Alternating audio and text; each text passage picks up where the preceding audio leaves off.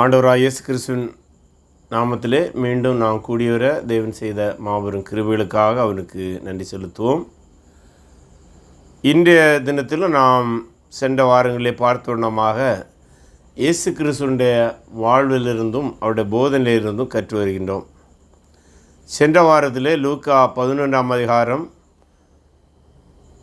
அதிலிருந்து கர்த்தருடைய ஜெபத்தையும் அது சார்ந்து ஆண்டவர் கூறியதான ஒரு உவமையும் 3 நண்பர்கள் இடையான ஒரு அப்பத்துக்காக தேடி சென்றது. அதை தொடர்ந்து தேடுங்கள், தட்டுங்கள், கேளுங்கள் என்று சொல்லி ராஜ்யத்தை குறித்து அவர்கள் கேட்க வேண்டும், பெற்றுக்கொள்ள வேண்டும் என்கிற கருத்தை வலியுறுத்துவதற்காக அந்த உவமை சொன்னார். அதை தொடர்ந்து நடந்த நிகழ்வு தான் இன்றைக்கு நாம் படிக்க இருக்கின்றோம். இன்றைக்கு நாம் தியானிக்க இருக்கிற வசன பகுதிகள் லூக்கா எழுதின சுவிசேஷம் 11ஆம் அதிகாரம் 14 தொடங்கி 36 முடிய உள்ள வசன பகுதிகளை நாம் இன்று தியானிப்போம். லூக்கா எழுதின சுவிசேஷம் 11ஆம் அதிகாரம் 14 தொடங்கி 36 முடிய. முதலில் இந்த வசன பகுதியுடைய பிரதான வசன பகுதியாக இருக்கின்றதான 14 படிக்க இருக்கிறோம். அந்த வசன பகுதியில் ஒரு பேசும் திறனற்ற மாற்றுத்திறனாளிக்கு, சில வேளை அதை ஊமையர்கள், பேச முடியாதவர்கள் என்றெல்லாம் நாம் சொல்லுவோம் அல்லவா. ஆகவே பேசும் திறனற்ற ஒரு மாற்றுத்திறனாளிக்கு இயேசு சுகம் அளித்தார். அது குறித்து ஒரு சர்ச்சை உண்டானது. ஆகவே இந்த நிகழ்வுகளை நாம் இன்று தியானிக்க இருக்கின்றோம். முதலாவது வசன பகுதியை வாசிப்போம். முழுமையான வசன பகுதியை நாம் தியானிக்க இருக்கிறபடினாலே இந்த அற்புதம் பதிவு செய்யப்பட்டுள்ள அந்த வசன பகுதியை மட்டும் முதலாக நான் வாசிப்போம். பின்பு அவர் ஊமையாயிருந்த ஒரு பிசாசை துரத்தினார். பிசாசு புறப்பட்டு போன பின்பு ஊமையன் பேசினான். ஜனங்கள் ஆச்சரியப்பட்டார்கள். அவர்களில் சிலர், இவன் பிசாசுகளின் தலைவனாகிய பெயல்செபூலை கொண்டு பிசாசுகளை துரத்துகிறான் என்றார்கள். வேறு சிலர் அவரை சோதிக்கும்படி வானத்திலிருந்து ஒரு அடையாளத்தை காட்ட வேண்டும் என்று அவரிடத்தில் கேட்டார்கள். அவருடைய சிந்தனைகளை அவர் அறிந்து அவர்களை நோக்கி, தனக்கு தானே விரோதமாய் பிரிந்திருக்கிற எந்த ராஜ்யமும் பாழாய்ப்போகும், தனக்கு தானே விரோதமாய் பிரிந்திருக்கிற எந்த வீடும் விழுந்து போகும். சாத்தானும் தனக்கு தானே விரோதமாய் பிரிந்திருந்தால் அவன் ராஜ்யம் எப்படி நிலை நிற்கும்? இப்படி இருக்க பெயல்செபூலை கொண்டு நான் பிசாசுகளை துரத்துகிறேன் என்கிறீர்கள். நான் பெயல்செபூலினாலே பிசாசுகளை துரத்தினால் உங்கள் பிள்ளைகள் அவைகளை யாராலே துரத்துகிறார்கள்? ஆகையால் அவர்களே உங்களை நியாயந்தீர்க்கிறவர்களாக இருப்பார்கள். நான் தேவனுடைய விரலினாலே பிசாசுகளை துரத்துகிறபடியால் தேவனுடைய ராஜ்யம் உங்களிடத்தில் வந்திருக்கிறதே. ஆயுதம் தரித்த பலவான் தன் அரண்மனை காக்கிற அவன் அரண்மனை காக்கிற போது அவனுடைய பொருள் பத்திரப்பட்டிருக்கும். அவனிலும் அதிக பலவான் வந்து அவனை மேற்கொள்வானாயானால் அவன் நம்பியிருந்த சகல ஆயுத வர்க்கத்தையும் பறித்து கொண்டு அவனுடைய கொள்ளை பொருளையும் பங்கிடுவான். என்னோடே இராதவன் எனக்கு விரோதியாக இருக்கிறான், என்னோடே சேர்க்காதவன் சிதறடிக்கிறான். இந்த வசன பகுதியும் ஆண்டவராகிய இயேசு கிறிஸ்து கூடார பண்டிகைக்கு வந்த பின்பு நடந்த நிகழ்வாக இருக்கின்றது. இந்த அற்புதம் மிக பிரசித்தி பெற்ற ஒன்று. அது இயேசு வாழ்ந்த காலத்தில் மட்டுமல்ல, இன்றைக்கும் அற்புதங்களை குறித்து பிரசங்கிக்கும் போது எந்த ஒரு மனிதனும் இந்த வசன பகுதியை வாசிக்காமல் விட்டிருக்க மாட்டார்கள். ஆகவே இந்த அற்புதத்தை நாம் படித்ததிலிருந்தே நாம் ஓரளவு எளிதாக புரிந்து கொள்ள முடியும். ஆனால் அதை புரிந்து கொள்வதோடு நில்லாமல் அதனுடைய இறையியல் சார்ந்த கருத்துக்களையும் நாம் தெரிந்திருக்க வேண்டும். பொதுவாக இன்றைய கிறிஸ்தவம் எப்படி போய்கொண்டிருக்கிறது என்றால், சூப்பர்ஃபிஷியல் என்று ஆங்கிலத்திலே சொல்வார்கள்.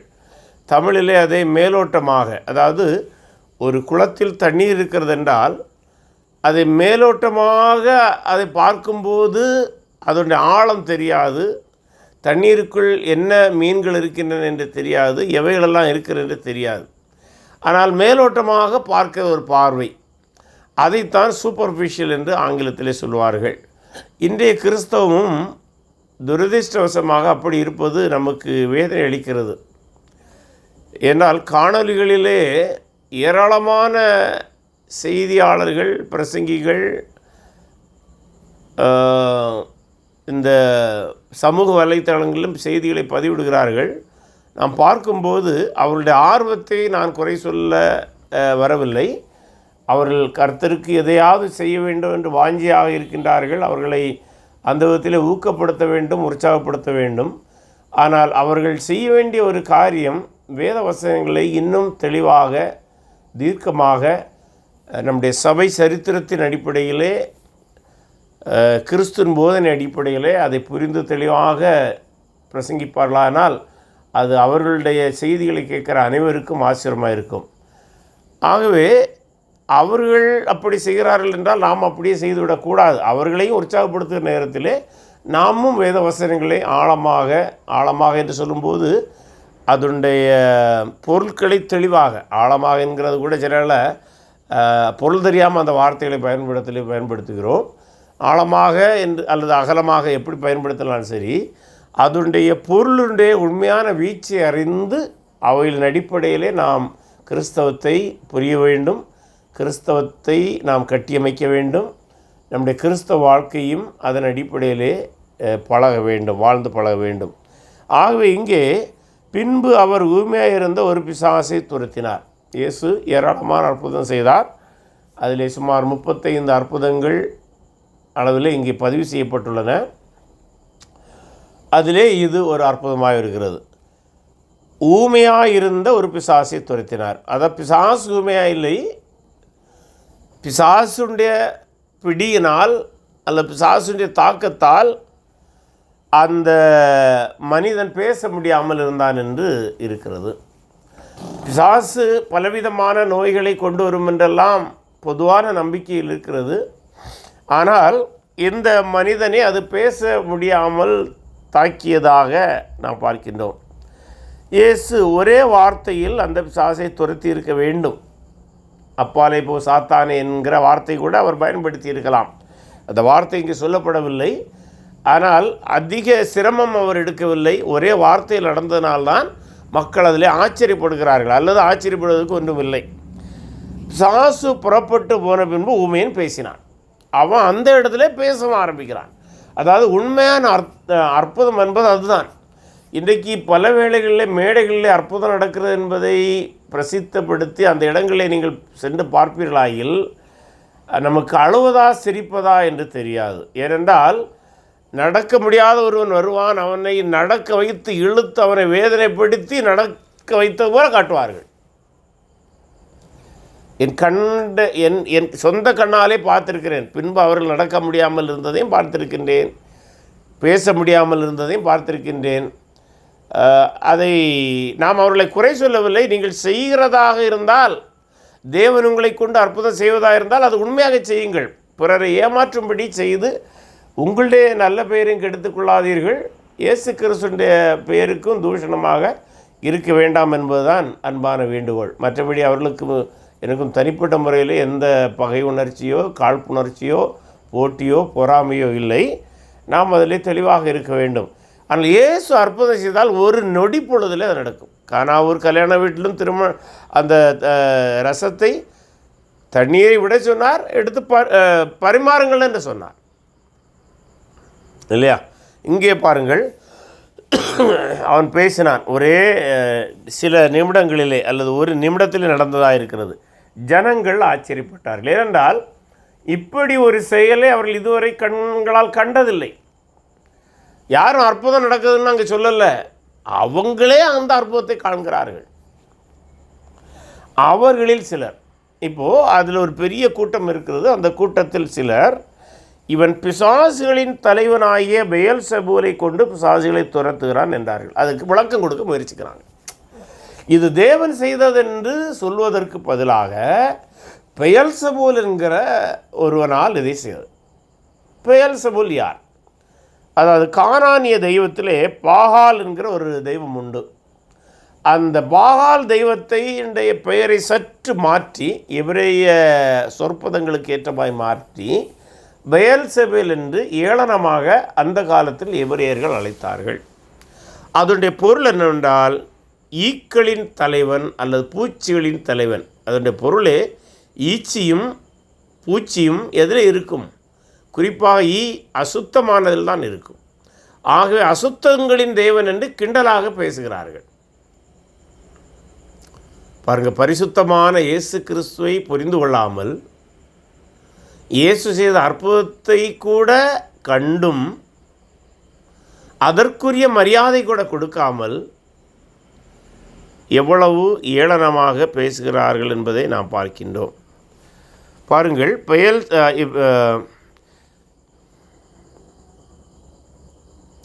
ஆகவே பெயல்செபூலினாலே அதை துரத்துகிறான் என்று அவங்களாகவே வளர்க்குறாங்க. யார் இயேசுட்டும் கேட்கல, நீங்கள் எப்படி பண்ணீங்கன்னு கேட்டிருக்கலாம், அது கூட கேட்கல. அவங்களுக்கு என்ன தோன்றுகிறது, எல்லாம் ஒரே இடத்துல நடக்கிறது தான் ஆச்சரியமாக இருக்கிறது. இயேசுவும் அவர்கள் சொல்வதை பொறுமையாக தான் கேட்டுக்கொண்டிருக்கின்றார். வேறு சிலர் அடுத்த இன்னொரு விளக்கத்தை கொடுக்குறாங்க, அவரை சோதிக்கும்படி. அவங்க என்ன, இந்த அற்புதத்தில் இத்தனை அற்புதங்கள் இதற்கு முன்பாக இயேசு ஏராளம் அற்புதங்கள் செய்தாச்சு, இதெல்லாம் கண்டும் அவரை நம்பாமல் கூடுதலாக ஒரு அற்புதத்தை கேட்கிறார்கள். அது எங்கேருந்து கேட்கிறார்கள்? வானத்திலிருந்து ஒரு அடையாளத்தை காட்ட வேண்டும் என்று அவரிடத்தில் கேட்டார்கள். வானத்திலிருந்து பழைய ஏற்பாட்டிலே அக்கினியை எலியா தீர்க்கதரிசி பொழிய பண்ணினார். அதுபோன்று ஒருவேளை அவர்கள் எதிர்பார்த்திருக்கலாம். அல்லது கல்மழை சொரிந்தது மோசேயுடைய காலத்திலே, அதுபோன்ற ஒரு அற்புதத்தை கேட்டிருக்கலாம். ஏனென்றால் அவர்களுக்கு தெரியும், உன் சகோதரனிலிருந்து என்னை போன்ற ஒரு தீர்க்கதரிசியை தேவன் எழும்ப பண்ணுவார், நீங்கள் அவருக்கு செவி கொடுங்கள் என்று அவர் சொல்லியிருக்கின்றார். ஆக அவர்தானா இவர் என்று சோதிப்பதற்காக கேட்குறாங்க, நீர் வானத்திலிருந்து ஒரு அற்புதத்தை செய்யும். இதற்கு முன்பும் இப்படியெல்லாம் உரையாடல் நடந்திருக்கின்றன. அவருடைய சிந்தனைகளை அவர் அறிந்து, அப்படியானால் அவர்கள் விசுவாசிக்கும்படி கேட்கவில்லை. இந்த இடத்திலே சிந்தனைகளை அறிந்து என்கிற வார்த்தையை சற்று கவனமாய் நாம் தியானிப்போமானால், ஒருவனுடைய சிந்தனையை தெளிவாக யாரால் அறிய முடியும்? தேவனால் மட்டும்தான் அறிய முடியும். முகபாவத்தை வைத்து ஓரளவு நாம் ஊகிக்க முடியும்.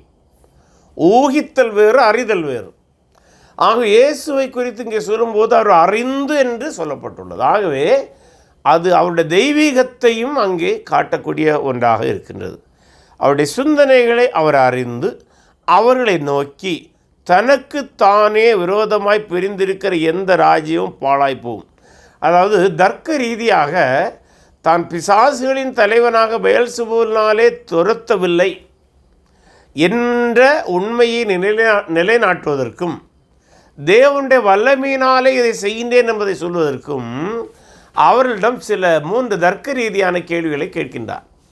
அதில் ஒரு கேள்விதான் முதலாவது அவர் கேட்பது, தனக்குத்தானே விரோதமாய் பிரிந்திருக்கிற எந்த ராஜ்யமும் பாழாய் போகும், தனக்குத்தானே விரோதமாய் பிரிந்திருக்கிற எந்த வீடும் விழுந்து போகும், சாத்தானும் தனக்குத்தானே விரோதமாய் பிரிந்திருந்தால் அவன் ராஜ்யம் எப்படி நிலைநிற்கும்?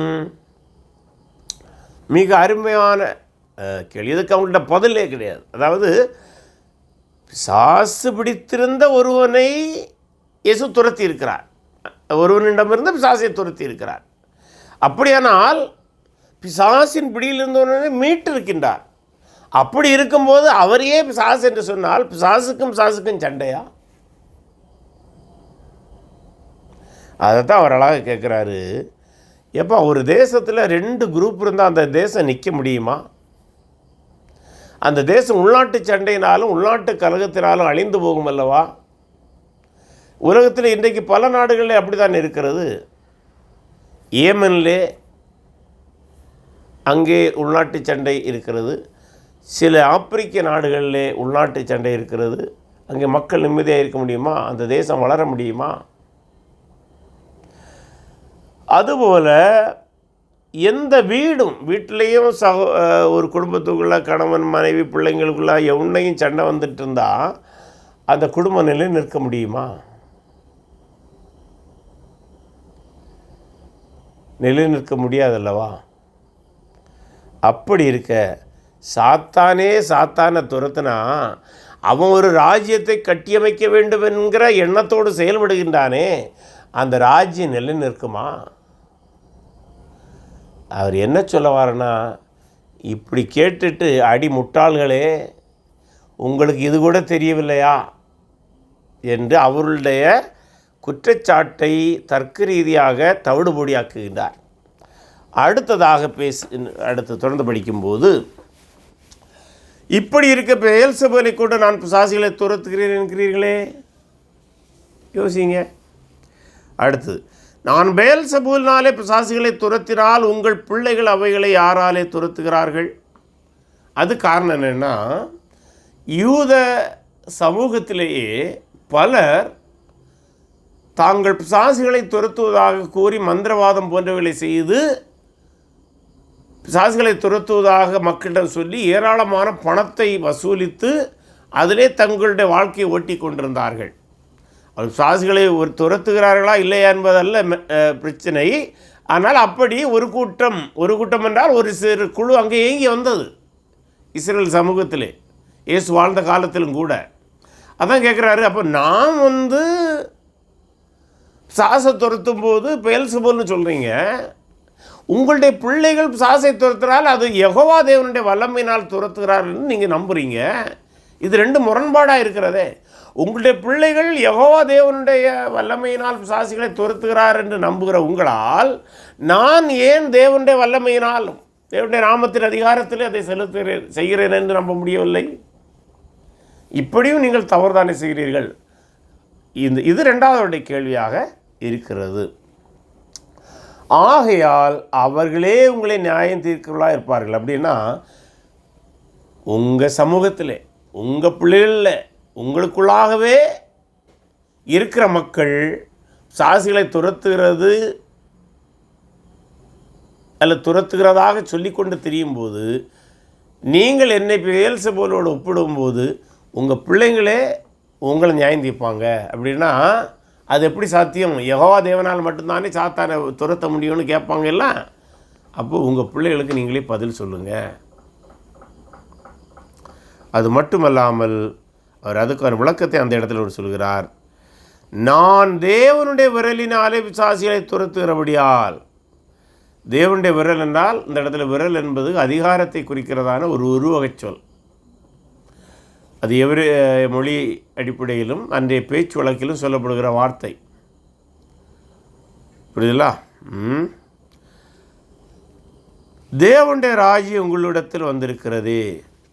தேவனுடைய ராஜ்யம் என்பது இந்த இடத்துல பரலோக ராஜ்யத்திற்கு ஒப்புமையாக சொல்லப்படுகிற வார்த்தை. ஏன்னா மத்தேயு பரலோக ராஜ்யம் என்று சொன்ன வார்த்தையைத்தான் பிற எழுத்தாளர்கள், குறிப்பாக மார்க், லூக்கா போன்றவர்கள் பல இடங்களிலே தேவனுடைய ராஜ்யம் என்கிற வார்த்தையின் மூலம் அதை குறிப்பிடுகிறார்கள்.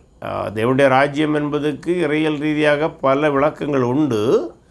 எனினும் இந்த இடத்தில் இவர்கள் இயேசு சொன்ன வார்த்தை மத்தேயு சுவிசேஷத்திலே பரலோக ராஜ்யம் என்று சொல்லப்படுகிற வார்த்தைக்கு இணையான வார்த்தை. அதாவது மேசியாவுடைய ராஜ்யம், மேசியாவுடைய ஆளுகை. ஆகவே இங்கே இயேசு என்ன சொல்ல வருகிறார் என்றால், தேவனுடைய அதிகாரத்தினாலே அல்லது விரலினாலே பிசாசுகளை துரத்துகிறபடியால் தேவனுடைய ராஜ்யம் உங்களுக்குள் வந்திருக்கிறதே, பரலோக ராஜ்யம் உங்களுக்குள் வந்திருக்கிறதே. அதனுடைய பொருள் யூதர்களிடம் ஒரு நம்பிக்கை இருந்தது. அது என்னவென்றால், மேசியா தன்னுடைய ராஜ்யத்தை அமைக்கும்போது பரலோகத்தில் செய்யப்படுவது போல பூமியிலே செய்யப்படுவதாக என்று சொன்னப்பட்ட வண்ணமாக தன்னுடைய ராஜ்யத்தை பூமியில் அமைக்கும்போது அந்த ராஜ்யத்தில் பிசாசுகளுக்கு இடமே இல்லை என்று கருதினார்கள். அதாவது பிசாசு அங்கே செயல்படாது, பிசாசு கட்டப்பட்டிருக்கும். அதனால தான் நம்ம வெளிப்படுத்தல் புத்தகத்தில் சாத்தான் ஆயிடவர்களும் கட்டப்பட்டிருப்பான் என்று படிக்கின்றோம்.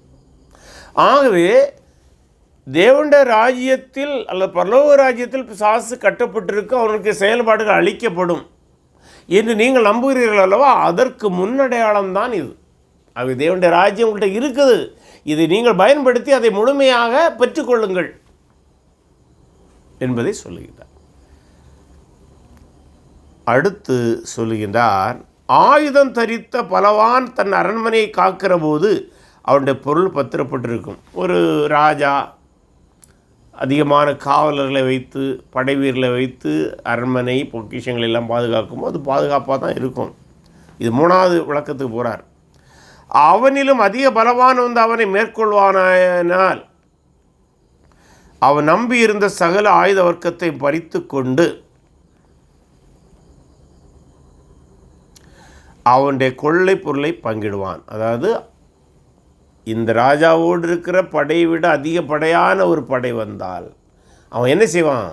இந்த ராஜாவை அழித்து அவனிடம் இருக்கிற அனைத்தையும் கொள்ளை விட்டு கொள்வான். அப்போ என்ன சொல்ல வராரு? சாத்தானை விட அதிகாரமுள்ள நான் இங்கே வந்திருக்கின்றேன்.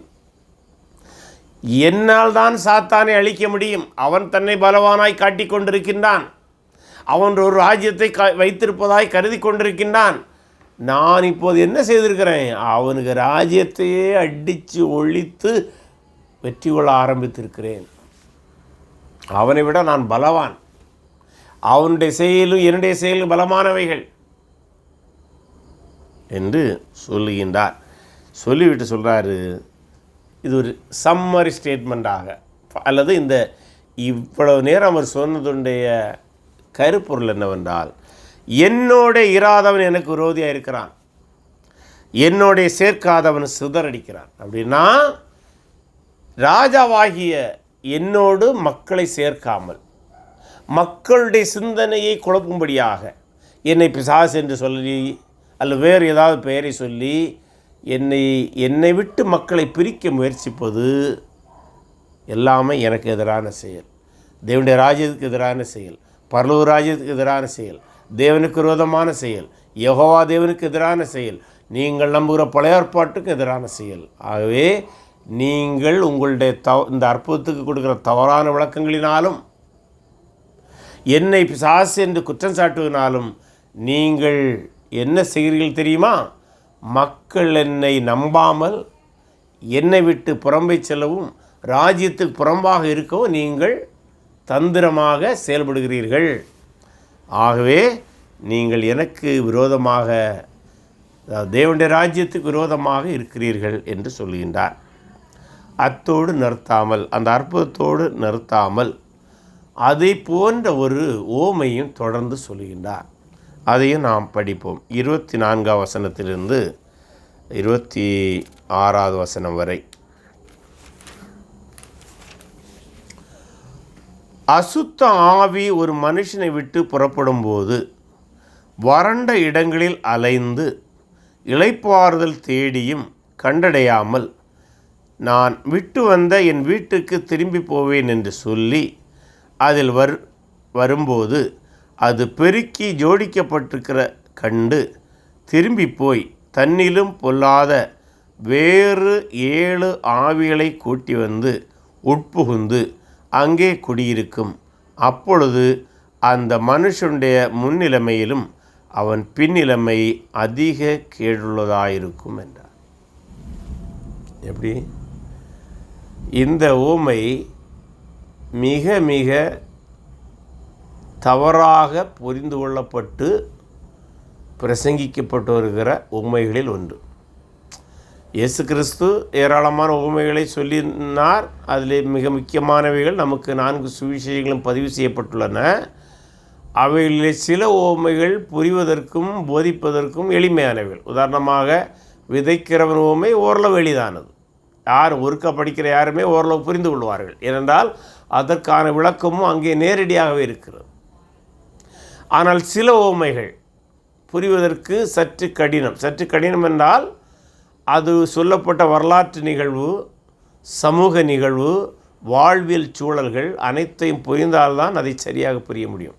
உதாரணமாக 10 கன்னிகள் உவமை, அது அந்த வாழ்வியல் சூழலை புரிந்தால், அதாவது இயேசு வாழ்ந்த காலத்தில் யூதரில் நடந்த திருமணம் மற்றும் அது சார்ந்த அந்த முறை வாழ்வியலை புரிந்தால் மட்டும்தான் அந்த உவமையை சரியாக புரிய முடியும். அதே போல தான் இந்த உவமையும் புரிய சற்று கடினமானது. இதற்கு பின்பாக ஒரு பெரிய இறையல் இருக்கிறது. ஆனால் அதை விட்டுவிட்டு வெறும் சாசு துரத்துவதாக இன்றைக்கு பலர் பிரசங்கிப்பார்கள். அது தவறொன்றும் இல்லை. பிசாசுகளை ஆண்டவர் ஓட்ட முடியும் என்று பிரசங்கிப்பதற்கு இதை எடுப்பது தவறில்லை. ஆனால் இது சொல்ல வருகிற செய்தி அதெல்லாம் அதை விட மேலான ஒரு செய்தி அங்கே இருக்கிறது. சரி, இப்போ நம்ம படித்ததில் நம்ம புரிந்து விடுது என்னது, அசுத்தாவி ஒரு மனுஷனை விட்டு புறப்படும் போது அது வெளியில் போகுது. இந்த அப்போ மனுஷன் சுத்தமாகிட்டான். ஆனால் அது எங்கெல்லாமோ போய் இடத்தை தேடுகிற அதுக்கு சூட்டபிளான ஒரு இடம் என்று வைத்துக்கொள்ளலாம். இது ஒரு கதையாகவே ஆரம்பத்தில் புரிவோம். ஆனால் எந்த இடத்துல அதுக்கு சூட் ஆகலை, திரும்ப அங்கே வருது. இங்கே திரும்ப வரும்போது இந்த வீடு அப்படியே இருக்குது. அப்படின்னா இவன் காலி பண்ணிட்டு போகும்போது அது எப்படி சுத்தமாக இருந்தோ அப்படி சுத்தமாக இருக்குது. அதுக்குள்ளே வேறு எந்த தொந்தரவும் இல்லை. ஆகவே அது என்ன நினைக்குது, இந்த இடமே நமக்கு சூட்டபிளான இடம்தான், மீண்டும் இங்கே வந்து இருந்துரும்னு வந்து இருந்து விடுகிறது. அது மட்டுமல்லாமல் திரும்பி போய் தன்னிலும் பொல்லாத வேறு 7 ஆவிகளை கூட்டி கொண்டு வந்து உட்புகுந்து அங்கே குடியிருக்கும். இதில் ஒன்றை புரிந்து கொள்ள வேண்டும். முதலாவது, இயேசு கிறிஸ்துவை ஏற்றுக்கொண்ட விசுவாசியை பிசாசு பிடிக்காது. முதல்ல அந்த உண்மையை நாம் மனதில் வைத்துக்கொள்ள வேண்டும். வைத்துக்கொண்டு தான் இதுக்குள்ளே போகணும். சரி, இனி அப்போ இந்த ஓமையில் இயேசு என்ன சொல்ல வருகிறார் என்றால், நாம் என்ன பார்க்கிறோம், இங்கே இயேசு கிறிஸ்துவை அவர் செய்த அற்புதங்களை இந்த மக்கள் புறக்கணிக்கிறார்கள். அந்த சூழலில் இதை சொல்கிறார். அது ஏனென்றால் இந்த இடத்துல வறண்ட ஒரு மனுஷனை என்று பேசப்படுகிறது அல்லவா, இந்த மனிதனை அவர் இஸ்ரவேல் தேசத்தை மனதில் வைத்து பேசுகின்றார். நீங்கள் கேட்கலாம், இஸ்ரவேலை மனதில் வைத்து பேசினார் என்று உங்களுக்கு எப்படி தெரியும்? அதுதான் அந்த காண்டக்ட். இஸ்ரவேல் தலைவர்கள் அவரை புறக்கணிக்கிறார்கள். அதனுடைய விளைவு எவ்வளமாக இருக்கும் என்பதை சொல்வதற்கு அதை பயன்படுத்துகிறார். அதுதான் பேக்ரவுண்ட். அதனால் அப்படி பேக்ரவுண்டை படிக்கணும். யூத தலைவர்கள் அவருடைய அற்புதத்தை எல்லாம் கண்டு அவரை ஏளனம் செய்கிறார்கள், அவரை பரிசோதிக்கிறார்கள். அதாவது அவரை ரிஜெக்ட் பண்ணுகிறார்கள் அல்லவா. ஆகவே அவர்கள் ரிஜெக்ட் பண்ணால் அதனுடைய விளைவு எப்படிப்பட்டதாக இருக்கும் என்பதை சொல்வதற்கு தான் அது இந்த உண்மையை பயன்படுத்துகிறார். சரி, அப்படியானால் இந்த யூத தலைவர்கள் இங்கே இஸ்ரேல் தேசமாக ஒரு மனிதனாக இங்கே சித்தரிக்கப்படுகிறார்கள். இப்போது அந்த மனிதனை விட்டு அந்த பிசாசு புறப்படுகிறது. இப்போ அடுத்த கேள்வி, பிசாசு எப்போது புறப்பட்டது என்று பார்த்தால், இந்த இயேசுடைய ஊழியத்தையும் யோவானுடைய ஊழியத்தையும் இங்கே இந்த ஊமை ஓரளவு லிங்க் பண்ணுகிறது. அதாவது யூத மக்கள் மத்தியிலே ஒரு கருத்து அன்றைக்கு இருந்தது. அந்த கருத்தெல்லாம் தெரிஞ்சால் தான் நமக்கு இதை புரிய முடியும். அது என்னவென்றால், இஸ்ரவேல் தேசத்தை விட்டு யூத மக்களை விட்டு பிசாசுடைய வல்லமையை யோவான் ஸ்நாபகனுடைய ஊழியம் மூலம் ஆண்டவர் அழித்து கொண்டிருக்கிறாங்கிற நம்பிக்கை இருந்தது. இத்தனைக்கும் யோவான் ஸ்நாபகன் எந்த அற்புதத்தையும் செய்யவில்லை. யோவான் சுவிசேஷம் 10ஆம் அதிகாரம் 42ஆம் வசனத்தில் நினைக்கிறேன், அந்த வசன பகுதியில் அது வருகிறது. ஆனால் அவனுடைய செய்தியுடைய தாக்கம் அதிகமாக இருந்தும் மக்களுக்குள்ளாக வேத வசனத்தின் மீது, தேவனுடைய ராஜ்யத்தின் மீது, பரலோக ராஜ்யத்தின் உள்ள நாட்டம் வந்தபடியினாலே ஒரு எழுப்புதலானது உண்டானது. அதன் மூலம் அந்த தேசம் சுத்திகரிக்கப்பட்டதாக கருதப்பட்டது, அல்லது சுத்திகரிக்கப்பட்டு கொண்டே வந்தது. யோவானுடைய ஊழியம் அப்படி அந்த தேசத்தை ஒரு எழுப்புதலினால் சுத்திகரித்தது. அப்படியானால் அந்த தேசம் இப்போது பிசாசுடைய வல்லமையிலிருந்து விடுபட்டு சுத்தமாக இருக்கிறதாக நம்ம கருது கொள்ள வேண்டும். ஆனால் அந்த தேசம் அப்படியே சுத்தமாக இருந்து விட்டு மட்டுமல்ல, அந்த இடத்தை நல்ல ஆவியால் நிரப்ப வேண்டும். நல்ல ஆவியால் எப்படி நிரப்புவது? அதான் யோவான் என்ன பிரசங்கித்தான், மனம் திரும்புங்கள், பரலோக ராஜ்யம் சமீபமாக இருக்கிறது. அப்போ ராஜ்யத்துக்குரிய காரியங்களை கொண்டு அந்த சுத்தமான காலியான இடத்தை அவர்கள் நிரப்ப வேண்டும். ராஜ்யத்துக்கான இதை எப்படி நிரப்புவது? ராஜ்யத்தை அமைக்க வந்த மேசியாவை ஏற்றுக்கொள்வதன் மூலம், அவரை விசுவாசிப்பதன் மூலம், அவருடைய ராஜ்யத்துக்கு உகந்த வாழ்க்கையை வாழ்வதன் மூலம் அந்த இடத்தை அவர்கள் நிரப்ப முடியும். ஆனால் துரதிர்ஷ்டவசமாக யோவான் ஸ்நாபகனுடைய செய்தியை கேட்டு தங்களை சுத்தப்படுத்தினார்களே தவிர யோவான் செய்தியுடைய பிரதானமான ராஜாவை புறக்கணித்து விட்டார்கள். ஆகவே அது காலியாக சுத்தமாக இருக்கிறது, ஜோடிக்கப்பட்டு அழகாக இருக்கிறது. இது எதுக்கு ஜோடித்தான் யோவான் ஸ்நாபகன்? ராஜ்யத்தை பெறுவதற்காக, ராஜ்யத்தை ராஜா அமைப்பதற்காக இந்த தேசத்தை சுத்தப்படுத்தினான். ஆனால் அந்த தேசம் அந்த சுத்தமாக இருந்தாலும் ராஜாவை ஏற்றுக்கொள்ளவில்லை. எழுப்புதல் அடைந்திருந்தாலும் ராஜாவை ஏற்றுக்கொள்ளவில்லை. இந்த சூழலை தான் ஆண்டவர் இந்த உவமை மூலம் சொல்கிறார். நீங்கள் மேசியாவாகி என்னை ஏற்றுக்கொள்ளவில்லை என்றால் இது சோடிக்கப்பட்ட காலியான ஒரு இடமாக இருக்கும். அங்கே மீண்டும் பிசாசுடைய செயல் ஆரம்பமாகும். வரலாற்றை நாம் படிக்கும்போது என்ன நடந்தது? அதனால தான் அவர் சொல்கிறார் பாருங்கள், திரும்பி போய் தண்ணிலும் பொல்லாத வேறு 7 ஆவிகளை கூட்டி கொண்டு வந்து, 7னா 7 என்பது பூர்ணத்தை குறிக்கிறதான ஒரு உருவகச் சொல். அதனுடைய அர்த்தம்னா சாத்தானுடைய முழு ஆளுகைக்குள்ளாக அந்த மனுஷன் மீண்டும் போகிறான், உட்புகுந்து அங்கே குடியிருக்கும். அப்பொழுது அந்த மனுஷனுடைய, இந்த இடத்துல இஸ்ரவேல் தேசத்துடைய முன்னிலைமையிலும் அவன் பின்னிலைமை அதிக கீழுள்ளதாக இருக்கும். என்ன நடந்தது வரலாற்றிலே? மோசேயுடைய திருச்சட்டத்தை இஸ்ரவேல் மக்கள் புறக்கணித்தபடினாலே, எசையா எரேமியா போன்ற பல தீர்க்கதரிசிகள் எழுப்பியும் அந்த எச்சரிப்புக்கு செவி கொடுக்காதபடினாலே அவர்கள் பாபிலோனிலே 70 ஆண்டுகள் சிறையிருப்புக்கு சென்றார்கள். ஆனால் இப்போது நீங்கள் இந்த தருணத்தையும் நீங்கள் கடைபிடிக்காமல் கைவிடுவீர்களாயில், இயேசுவை ஏற்றுக்கொள்ளாமல், மேசியாவாக ஏற்றுக்கொள்ளாமல் இந்த இஸ்ரேல் தேசம் புறக்கணிக்குமானால் இந்த முன்னிலையில் வந்து 70 ஆண்டுகள் சிறையிருப்பில் இருந்தார்கள் அல்லவா, அதை விட பின்னிலை மோசமாக இருக்கும். இதை ஒரு தீர்க்க தரிசனமாகவும் சொன்னார்ன்னு சொல்லலாம். வரலாற்றில் நடந்தது என்ன? பாபிலோனில் 70 ஆண்டுகள் மட்டும்தான் சிறை இருந்தார்கள். திரும்ப வந்தார்கள், ஆலயத்தை கட்டினார்கள். ஆனால் இப்போது இயேசு சொன்னபடி அவள் இயேசு ஏற்றுக்கொள்ளாமல் சிலுவையில் அடித்தபடியினாலே, அவரை கொன்றபடியினாலே, இயேசுடைய ராஜ்யத்தை அவர்கள் புறக்கணித்தபடியினாலே என்ன நடந்தது? கிபி 70 ரோம படைகளால் எருசலேம் இடிக்கப்பட்டு, ஆலயம் நகரம் அனைத்தும் இடிக்கப்பட்டு, மக்கள் சிதறடிக்கப்பட்டு உலகமெங்கும் சிதறி சென்றார்கள். 1947 அல்லது 48 நினைக்கின்றேன். மீண்டும் இஸ்ரேல் தேசம் உதயமாகின்ற வரை அவர்கள் சிதறடிக்கப்பட்டார்கள். ஆண்டென்று பார்த்தால் சுமார் 1878 ஆண்டுகள் அவர்கள் உலகமெங்கும் நாடற்றவர்களாக, தேசமற்றவர்களாக சிதறியிருந்தார்கள். அவளுடைய முன்னிலையை விட, அந்த 70 ஆண்டு சிறையிருப்பை விட இது அதிகமாக இருந்தது. காரணம், அவர்கள் மேசியாவை புறக்கணித்தது தான். அத்தோடு அவர்கள் இல்லாமல் தொடர்ந்து அவர்கள் இயேசுவை புறக்கணித்த தலைவர்களாக இருந்தார்கள். இந்நிலையில் அவர் தொடர்ந்து பிரயாணமாக ஆரம்பிக்கிறார். அவர் இவைகளை சொல்லுகையில் ஜனக்கூட்டத்திலிருந்து ஒரு ஸ்திரீ அவரை நோக்கி, உம்மை சுமந்த கற்பமும் நீர் பாலுண்ட முலைகளும் பாக்கியமுள்ளைகள் என்று சப்தமிட்டு சொன்னாள். அதற்கு அவர், அப்படியானாலும் தேவனுடைய வார்த்தை கேட்டு அதை காத்து கொள்ளுகிறவர்களே அதிக பாக்கியவான்கள் என்றார். அதனுடைய பொருள் என்னவென்றால், இந்த ஃபிசிக்கல் ரிலேஷன்ஷிப்பை பற்றி இல்லை, சரீர பிரகாரமாக அவருடைய தாயை குறித்து பேசுகிறான்னு வைத்துக்கொள்ளலாம்.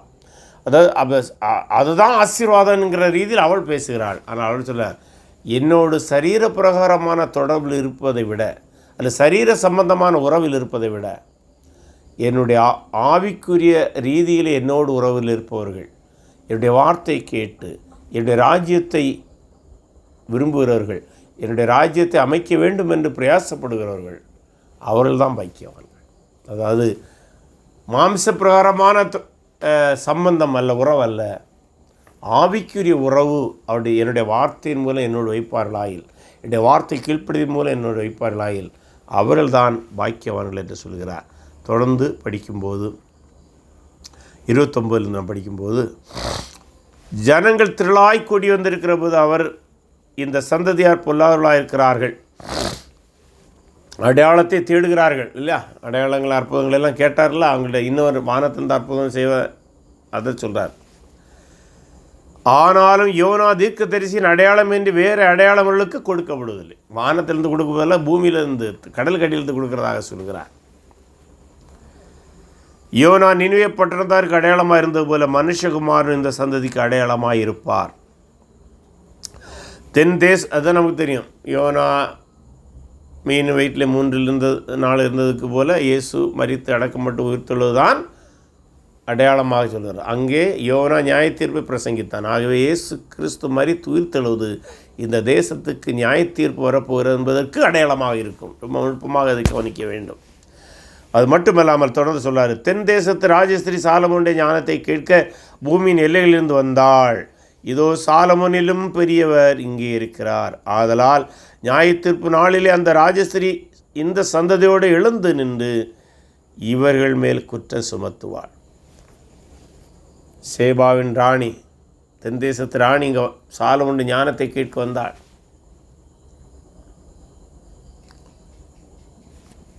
அதைவிட மேலான ஞானம் உள்ளவர், அவரை விட பெரியவர். ஏன்னா சாலமோன் 12 கோத்திரங்களுக்கு தான் ராஜா, இயேசு உலகத்துக்கே ராஜா. அவரை விட பெரியவர், சாலமோனை விட பரிசுத்தர்.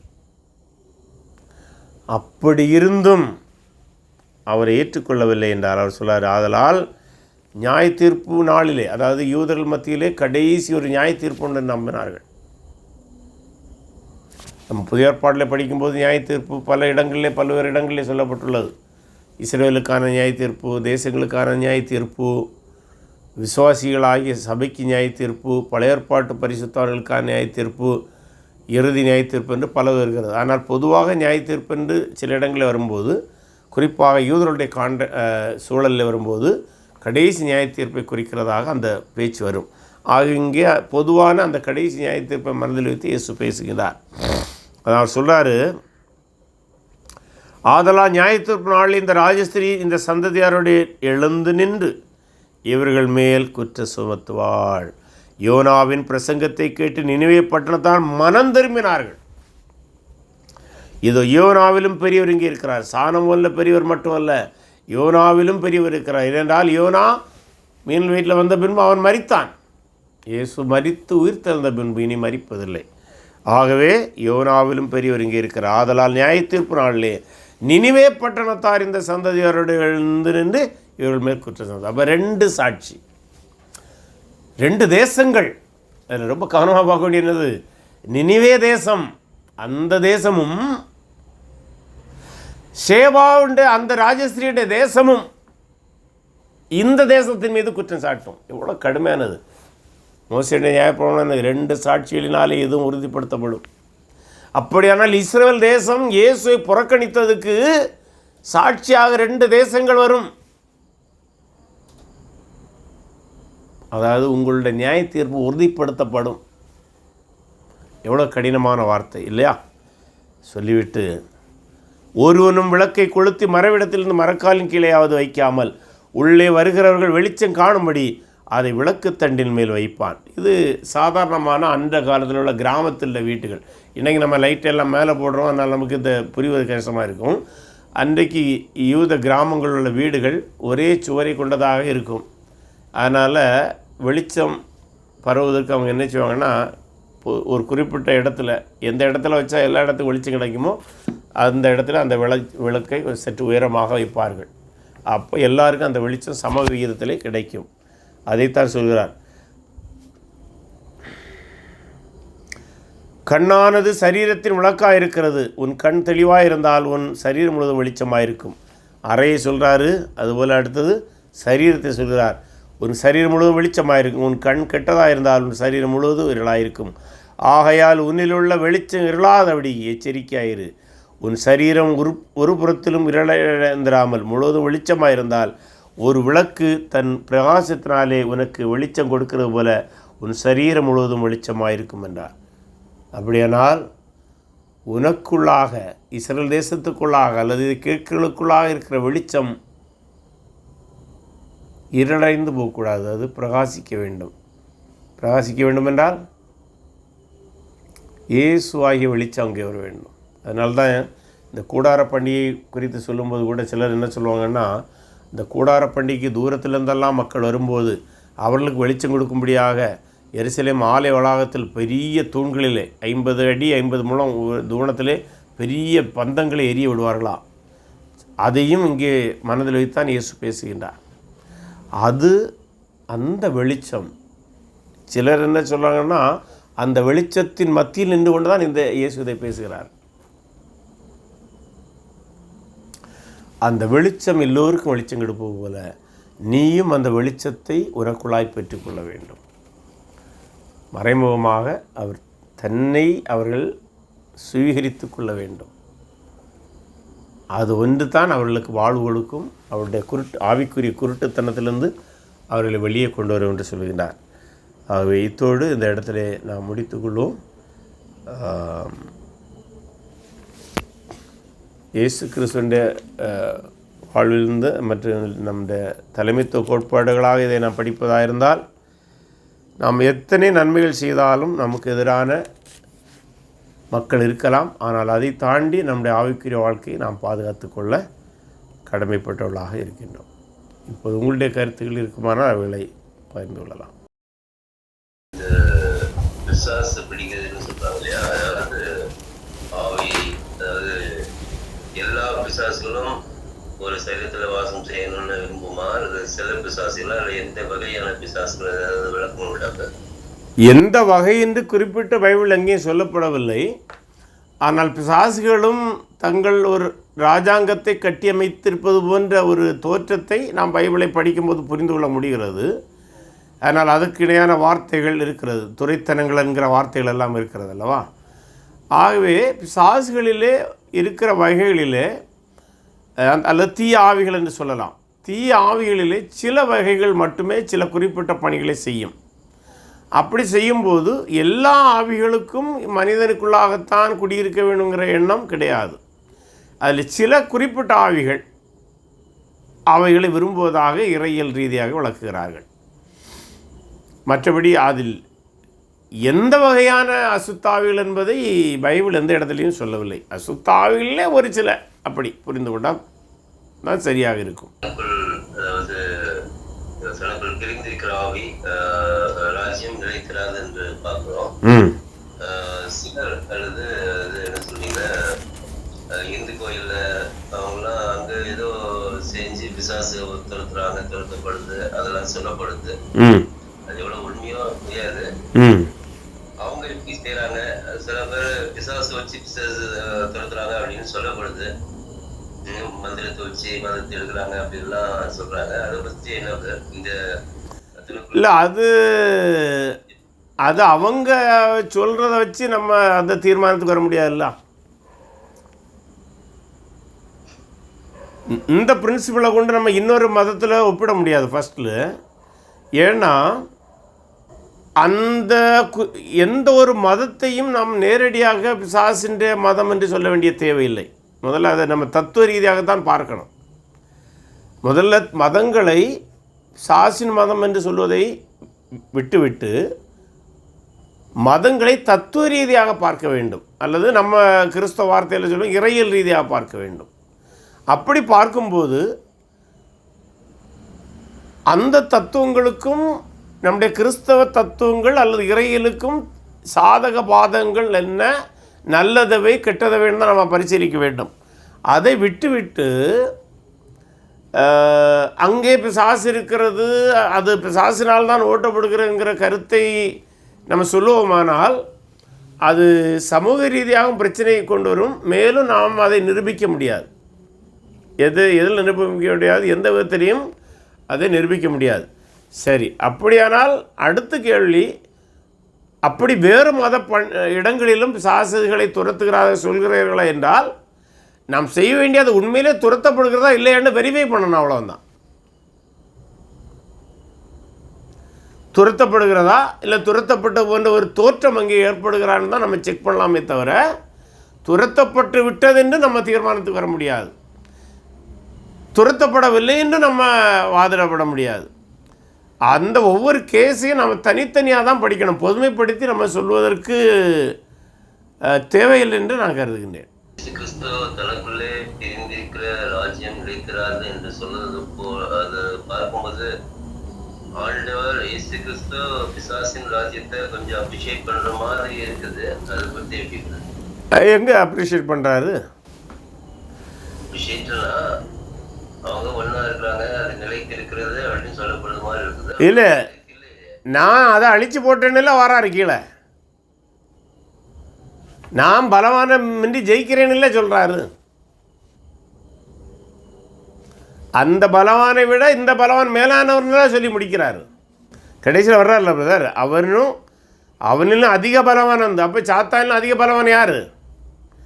அவனிலும் அதிக பலவான் வந்து அவனை மேற்கொள்வானே ஆகில் அவன் நம்பியிருந்த சகல ஆயுத வர்க்கத்தையும் பறித்து கொண்டு அவனுடைய கொள்ளை பொருளை பங்கிடுவான் அப்படின்லாம் முடிக்கிறாரு. ஆகவே சாத்தானுடைய ராஜ்யத்தை அவர் அப்ரிஷியேட் பண்ணலை, அது அழிக்கப்படும் என்று சொல்லுகிறார்.